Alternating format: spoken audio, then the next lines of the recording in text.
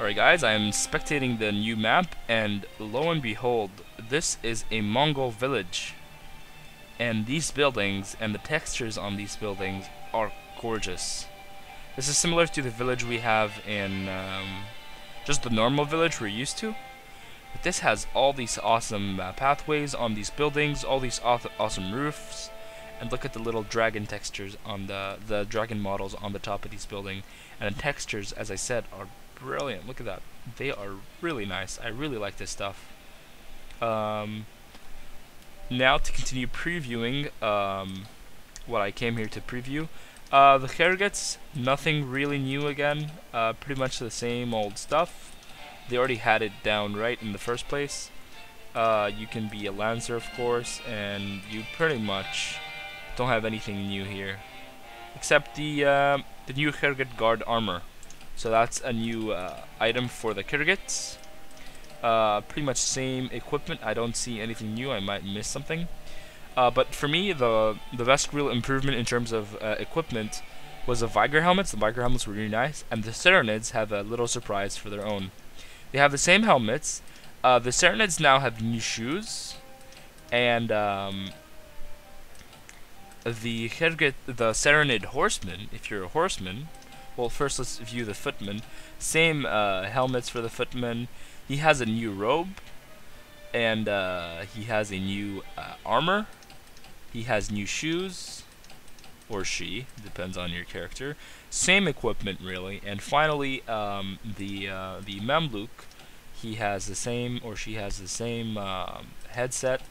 And there is this sweet-looking Mamluk male armor over here. And if you play on deathmatch or something and get enough money for this, buy that, get yourself a war horse, and get a Ghulam helmet. That would look pretty scary, pretty intimidating stuff. Same weapons, as I said, nothing really new.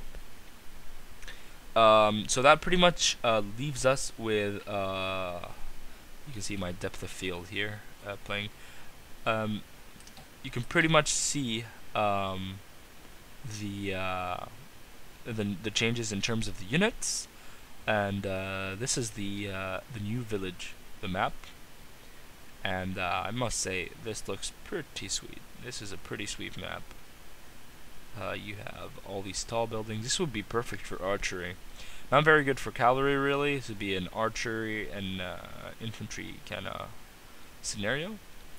But for those of you who like to fight in close quarters, you will, I can safely say that you probably enjoy this. Anyway, we'll move to the last new thing, the maps. Oh, and before we do that, there's now a new option to show the game rules. There we go, you can scroll down. This tells you everything about the specifics of the server.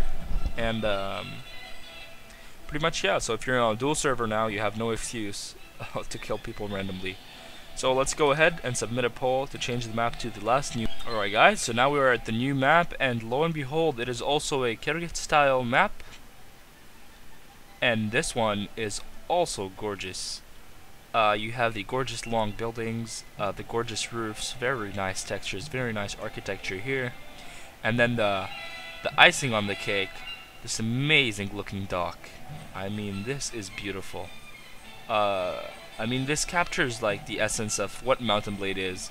Mount&Blade has been a game that started off really simple, and with the support of its fans, and with the developers really listening to what the fans were saying, and innovating new ideas every single time, every single day, every single patch had something new, and this map truly is brilliant. And look at that, there's a little hole in that building, suggesting that it's been under siege or it's been under artillery fire. And you can probably fight here. You know, if you're an archer, stay here, sit around, try to pick people. This would be perfect for close quarters combat, perfect even for team play. And here I'm taking you through the map, going down the stairs, and as you can see, it's pretty sweet stuff. So with that, we have finished all the new things in the multiplayer as far as I know. I've played this a couple of times. Not really, don't really have enough leverage to tell you guys if my discoveries have been decisive in terms of everything. Next video is going to be about the new mode, the custom battle. So stick around for that if you're interested. Alright guys, so now we're going to be moving on to the custom battle part of the video. Custom battle was the biggest surprise for me. This mode has been drastically improved from the previous Mount&Blade custom battle modes in really three main, well, many ways actually. First thing is now you can choose a character, and instead of just one guy, you can choose a hero. You can pick, each one has their own unique little story, and then you can pick a faction. So your units, you can also control your units. So let's say I like the, for example, the Kyrgyz. I want my hero to be a heavy knight, for example. Let's say this guy, but I want my guys to be Kyrgyz, for example. And another cool thing is you can control the number of men for each army. I'm gonna go ahead and set that to 61 on my side and 61 on my opponent's side. And you can also control the faction, the army ratios, the composition ratios. So because I'm using the Kyrgyz, I'm gonna set my ratio to be 100% cavalry. And my opponent, I'm going to give him, let's give him some Nords, heavy infantry, and they're gonna have a big infantry bulk and a little bit of archers. That looks about right. And as you noticed, the computer will choose the hero for the faction on their own. Now there are three main maps so far. You have the Farmhouse, the Oasis, and Tulbuk's Pass. Each is different. We're gonna do Oasis for visual sake this time.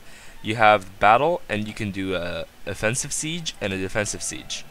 In the sieges, you have two maps, Haima Castle and Ulbas Castle. So you have two choices. And I'm guessing that they're going to add a little bit more stuff in the future. So we're going to pick Oasis. And let's make this 80 men. For funsies. And with that, we're going to start. And here you go. As you can see, this map is pretty beautiful. Got a little oasis in the middle, and my horsemen are much faster than I am because they all have coursers, which is pretty sweet. They're gonna ride across, and this horde looks amazing. And as you can see, people can start to get creative with this kind of stuff. I mean, you could probably be able to edit the game file such that you can create your own, like, you control the factions and you control the actual units, and maybe even create your own custom heroes and make this cool like historical battle thing, or like fan-made fiction, I don't know, something like that.